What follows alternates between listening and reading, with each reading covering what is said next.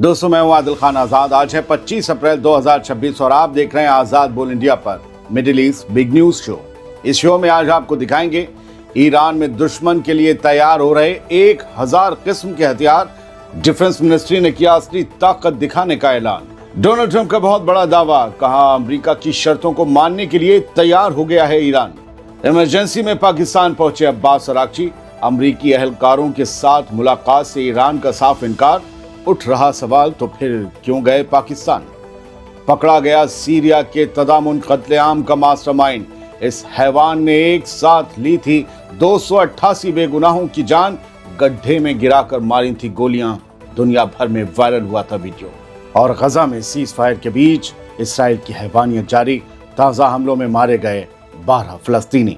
शुरुआत करते हैं शो की। ईरान ने दोबारा जंग छिड़ने की सूरत में अपनी असली ताकत दिखाने का ऐलान किया है और बताया है कि अब ईरान अपने दुश्मन के लिए 1000 से ज्यादा अलग अलग हथियार बना रहा है। यह ऐलान है ईरान की डिफेंस मिनिस्ट्री का और ये एक अलर्ट है दुश्मन के लिए कि होशियार रहो, जो तुमने देखा वो ट्रेलर भी नहीं था, पिक्चर बाकी है। दोस्तों, 25 अप्रैल को ईरान के प्रेस टीवी और बाकी मीडिया हाउसेज में आई इस खबर के मुताबिक ईरान की डिफेंस मिनिस्ट्री के स्पोक्सपर्सन ब्रिगेडियर जनरल रजा तलाईनीक ने यह कहा है कि ईरान की मिसाइल ताकत का एक बहुत बड़ा हिस्सा अभी तक इस्तेमाल ही नहीं हुआ है। उन्होंने बताया कि ईरान इस वक्त मुल्क के अंदर ही 1000 से ज़्यादा किस्म के हथियार तैयार कर रहा है। जनरल तलाईनीक ने कहा कि 7 अप्रैल तक अमेरिका और इसराइली हुकूमत के ज़रिए किए गए हमलों का ईरान ने मुंहतोड़ जवाब दिया। 8 को सीज़ फायर हो गया था, लेकिन उन्होंने कहा कि ईरान की असल जंगी सलाहियत अभी भी महफूज है। ईरान का डिफेंस सिस्टम पूरे मुल्क में इस तरह फैला हुआ है कि अगर कुछ ठिकानों को नुकसान भी पहुँचता है ना, तो भी हथियारों का प्रोडक्शन और सप्लाई नहीं रुकेगी। इस काम में मुल्क की तकरीबन 9000 कंपनियां डिफेंस मिनिस्ट्री के साथ मिलकर काम कर रही हैं। दोस्तों, मेरा मानना है कि ईरान का ये ऐलान उन लोगों के लिए एक बहुत बड़ा झटका है जो ये समझ रहे थे कि पाबंदियों और जंग से ईरान कमज़ोर हो गया है। 9000 कंपनियों का एक साथ हथियार बनाना ये बताता है कि ईरान ने खुद को एक मजबूत किले में तब्दील कर लिया है। जनरल का ये कहना कि मिसाइलों का बड़ा हिस्सा अभी इस्तेमाल ही नहीं हुआ, ये साफ तौर पर अमेरिका के उन 3 एयरक्राफ्ट कैरियर्स के लिए खुली वार्निंग है जो ईरान को घेरे हुए खड़े हैं। ट्रंप भले ही नए बैटल प्लान तैयार कर रहे हों, लेकिन ईरान ने साफ कर दिया है कि उसके पास ऐसे हथियारों का ज़ख़ीरा है जिसका तसव्वुर भी अमेरिका ने नहीं किया होगा। बढ़ते हैं आगे। अब डिप्लोमेटिक खबरें सुनिए। क्या ईरान अब अमेरिका की शर्तें पूरी करने जा रहा है? आइए बड़बोले ट्रंप का एक ताज़ा बयान सुनते हैं जो 24 अप्रैल की रात को सामने आया। हमारी 25 की सुबह अमरीकी सदर डोनाल्ड ट्रंप ने एक बड़ा दावा करते हुए कहा है कि ईरान अब अमेरिका की शर्तों को पूरा करने के लिए एक ख़ास ऑफर देने का प्लान बना रहा है। एक इंटरव्यू में डोनाल्ड ट्रंप ने बताया कि पाकिस्तान में होने वाली बातचीत के दौरान ईरान की तरफ से पेशकश सामने आ सकती है। यानी ट्रंप कह रहे हैं पाकिस्तान में फिर से बातचीत होने जा रही है। जब ट्रंप से इस ऑफर की तफसीलात के बारे में पूछा गया तो उन्होंने कहा कि फिलहाल उन्हें नहीं पता कि इस ऑफर में क्या होगा ईरान की तरफ से, लेकिन इतना ज़रूर है कि ईरान की तरफ से कोई पहल हो रही है। यानी दूसरे दौर की बातचीत पाकिस्तान में होने वाली है। अगर ट्रंप की बात माने, होने वाली है। अब्बास अरागची इमरजेंसी में पाकिस्तान पहुंचे हैं। इस दूसरे दौर की बातचीत को सिरे चढ़ाने के लिए ट्रंप ने अपने 2 सबसे खास एनवॉय स्टीव विटकॉफ और जैरेड कुशनर को इस्लामाबाद भेजने का फैसला किया है। अब ये दोनों भी फालतू तो हैं नहीं, अहम लोग हैं, तो पाकिस्तान भेजना यानी कोई बात है। यानी इस बार अमेरिका के वाइस प्रेसिडेंट जेडी वैंस को साइड कर दिया गया है। स्टीव विटकॉफ और कुशनर को ही सिर्फ भेजा जा रहा है। व्हाइट हाउस की प्रेस सेक्रेटरी कैरोलिन लेविट के मुताबिक ये दोनों सैटरडे की सुबह यानी हमारे यहाँ की शाम को पाकिस्तान के लिए रवाना होंगे और वहाँ उनकी मुलाकात ईरान के फॉरेन मिनिस्टर अब्बास अरागची से हो सकती है, जो कल ही रात इमरजेंसी में पाकिस्तान पहुँचे। हो सकती है, मैं नहीं कह रहा हूँ, होगी। दोस्तों, अब ज़रा हर वक्त बड़ी बड़ी धमकियाँ देने वाले ट्रंप का जवाबों से कतराना भी देख लीजिए। जब डोनाल्ड ट्रंप से ये सवाल किया गया कि अमेरिका इस वक्त ईरान में किससे बातचीत कर रहा है, तो उन्होंने साफ तौर पर नाम लेने से मना कर दिया, लेकिन ये ज़रूर कहा कि हम उन लोगों से डील कर रहे हैं जो इस वक्त पावर में हैं। तो पावर में तो खामेनेई है, IRGC है, यही तो वो दो ताकतें हैं जिन्हें अमेरिका और ट्रंप ख़त्म करना चाहते थे। यानी ट्रंप की बात भी उन्हीं दुश्मनों से चल रही है जिन्हें वो ख़त्म नहीं कर पाए। क्या कमज़ोरी है दोस्तों। मेरा मानना है कि ट्रंप का ये बयान साफ तौर पर उनकी जानी मानी मैक्सिमम प्रेशर वाली पॉलिसी का नतीजा दिखाने की ही एक कोशिश है। एक तरफ उन्होंने मिडिल ईस्ट में 3-3 एयरक्राफ्ट कैरियर्स तैनात कर दिए हैं और दूसरी तरफ वो दुनिया को ये मैसेज दे रहे हैं कि ईरान अब अमेरिका की शर्तों के आगे झुकने को तैयार है। ईरान तैयार है तो उसने कुर्बानियां बेवजह दी, अपने नुकसान बेवजह करवाए। लेकिन सवाल ये भी तो है कि क्या ईरान वाकई अमेरिका की उन सख्त शर्तों को मान लेगा जिन्होंने उसकी इकोनॉमी और डिफेंस को निशाना बनाया है। दोस्तों, अब्बास अराक्ची जैसे सधे हुए डिप्लोमेट के साथ जैरेड कुशनर की ये मीटिंग बहुत अहम हो सकती है, लेकिन इस मीटिंग पर एक साया है जो अगली खबर में बताऊंगा। दोस्तों, ट्रंप शायद इसे अपनी बहुत बड़ी कामयाबी के तौर पर पेश करना चाहते हैं, लेकिन हमें ये नहीं भूलना चाहिए कि ईरान हमेशा बराबरी की बुनियाद पर बात करने का दम रखता है। तो क्या ये ऑफर वाकई जंग को हमेशा के लिए ख़त्म कर देगा या फिर ये ट्रंप की तरफ से वक्त हासिल करने की एक और चाल है। पाकिस्तान में होने वाली इस सो कॉल्ड मुलाकात को अगर हम मान भी लें कि होने वाली है, तो ये मुलाकात तय करेगी कि आने वाले दिनों में होर्मुज़ और पूरे खित्ते में बारूद बरसेगा या फिर सुलह की कोई नई राह, एक मुकम्मल राह, एक परमानेंट राह निकल आएगी। अब ईरान से आई खबर सुनिए। कल रात ईरान के foreign minister Abbas Araghchi Pakistan पहुंच गए इमरजेंसी में, और दुनिया को लगा कि इतनी इमरजेंसी में आए हैं तो अमेरिका से डील करने ही आए होंगे। लेकिन अराक्ची की लैंडिंग के बाद ईरान से जो बयान आया उसने सबको चौंका दिया और ये सवाल खड़ा कर दिया कि इतना ख़तरा मोल लेकर कोई ईरानी अहलकार यूं ही तो पाकिस्तान नहीं आएगा। आया है तो फिर क्यों आया है। ईरानी मीडिया की 25 अप्रैल की खबर के मुताबिक ईरान की मिनिस्ट्री ऑफ फॉरेन अफेयर्स ने तस्दीक की है कि इस्लामाबाद में अमेरिकी ऑफिशियल्स के साथ ईरानी फॉरेन मिनिस्टर की मीटिंग का कोई प्लान नहीं है।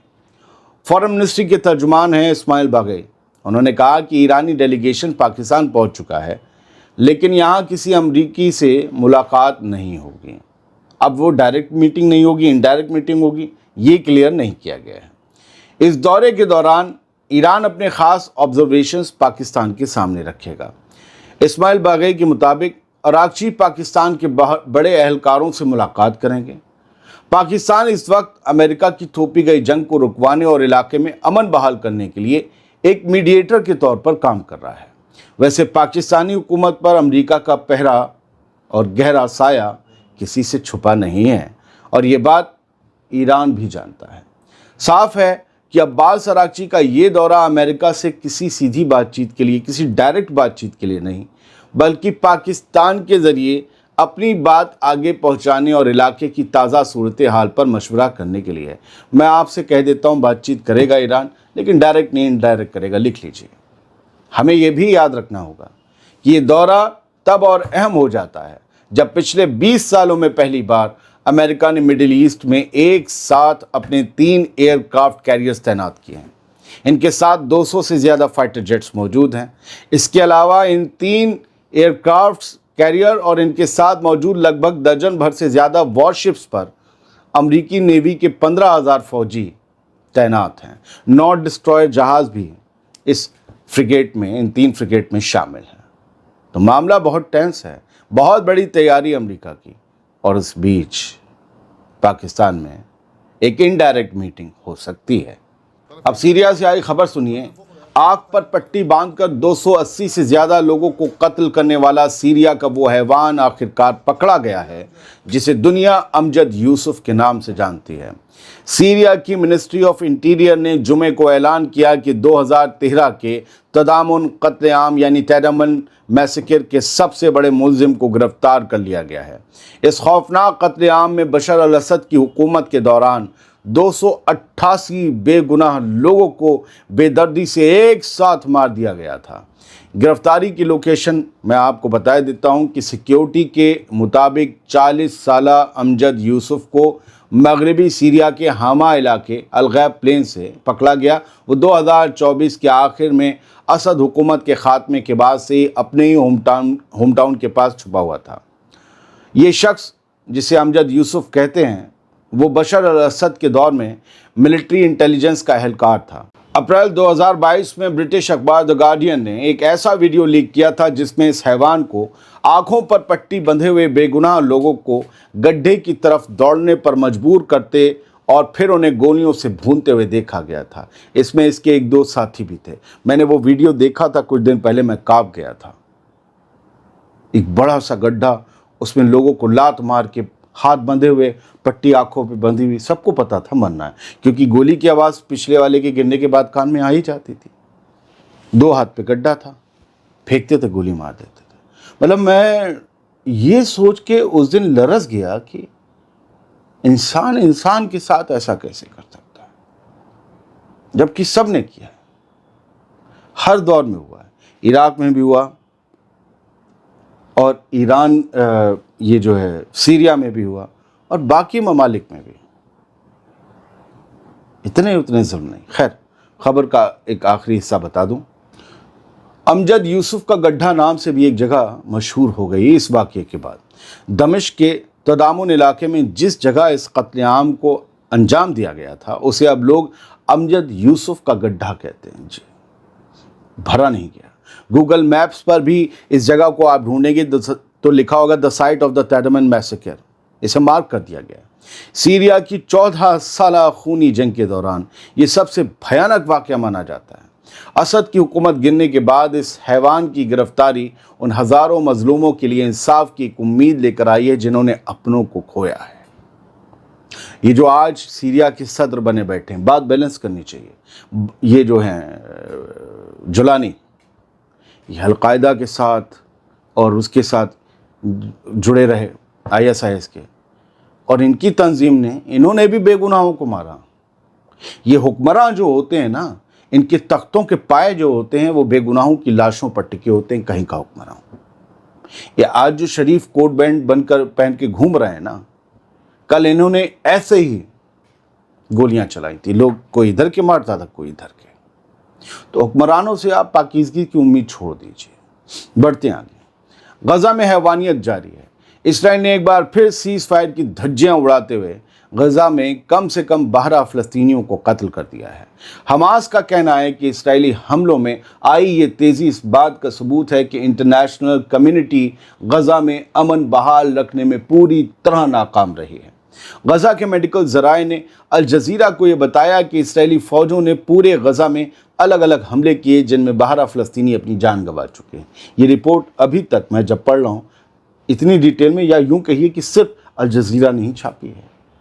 24 اپریل کو خان یونس میں اسرائیل نے پولیس کی ایک گاڑی کو نشانہ بنایا جس میں 8 لوگوں کی موت ہو گئی۔ مرنے والوں میں 3 عام راہگیر بھی شامل تھے جو اس وقت وہاں سے گزر رہے تھے۔ بم گرتا ہے تو آس پاس کے لوگ بھی جاتے ہیں۔ غزہ سٹی میں ہوئے ایک اور حملے میں 2 پولیس اہلکاروں کو مار دیا گیا، یعنی غزہ کی انٹرنل سیکیورٹی کو ختم کیا جا رہا ہے۔ دوستو، پچھلے سال ہوئے سیز فائر کے بعد سے اسرائیل لگاتار ہر روز اس کی خلاف ورزی کر رہا ہے اور بے گناہ عوام کو نشانہ بنا رہا ہے۔ صاف ہے کہ ایک طرف امن کی باتیں ہو رہی ہیں تو دوسری طرف اسرائیلی فوجیں غزہ کے اندر مسلسل قتل عام مچا رہی ہیں، جس سے علاقے میں ٹینشن اور زیادہ بڑھ گئی ہے۔ ان حملوں کی آپ تصویریں دیکھیں گے تو دیکھیے گا شہر کے بیچوں بیچ کسی گاڑی پر بم گر رہا ہے۔ آپ اسرائیلی اخباروں کو جا کر پڑھیں گے تو وہ کہیں گے کہ جو ہماری سیکیورٹی ہے اس کے لیے خطرہ پیدا ہو رہے تھے یہ لوگ، یعنی یہ لوگ یلو لائن کے کہیں قریب تھے، جبکہ شہر کے بیچوں بیچ کہیں یلو لائن نہیں ہے۔ جھوٹ بول کے صرف اپنے خونی شوق پورے کیے جا رہے ہیں۔ 2 اور خبریں ہیں فلسطین سے۔ ایک فوٹو ہے جو 22 اپریل کا ہے، اور میں اسے اگر نہ شیئر کروں تو بڑا عجیب سا لگے گا کیونکہ یہ ایک بڑا آئیکونک فوٹو ہے۔ یہ ویسٹ بینک ہے جہاں یہ بچہ کتاب پڑھ رہا ہے اور اس کی جو چہرہ ہے وہ اسرائیلی فوجیوں کی طرف ہے۔ اس کے راستہ روک دیا گیا، کٹیلے تار لگا دیے گئے۔ ان بچوں کو، یہ حقیقت ہے، روز ان کے اسکولوں سے پہنچنے کے لیے جو ہے روکا جا رہا ہے ویسٹ بینک میں کچھ علاقوں میں، تاکہ یہ تعلیم حاصل نہ کر سکیں، تاکہ یہ جاہل رہ جائیں، تاکہ یہ ترقی نہ کر سکیں۔ کٹیلے تار لگا دیے گئے، پیچھے بندوق لیے فوجی کھڑے ہوئے ہیں۔ یہ بچہ اسکول نہیں جا پایا تو اپنا سبق وہیں جو کٹیلی سرحد بنائی گئی وہیں پر یاد کرنے لگا۔ یہ سبق یاد نہیں کر رہا ہے، سکھا رہا ہے۔ मालिक हैं हम। तुम जिस तरह के हालात पैदा करोगे हम उस तरह के हालात में तुम्हें उभर के दिखाएंगे। ये तस्वीर अगर मैं शेयर न, ये आइकॉनिक तस्वीर है। एक और खबर ये है कि गजा की दीर अल बला में 22 साल के बाद पहला म्युनिसिपल इलेक्शन होने जा रहा है। बहुत बहुत शुक्रिया। सलामत रहिए, खुश रहिए।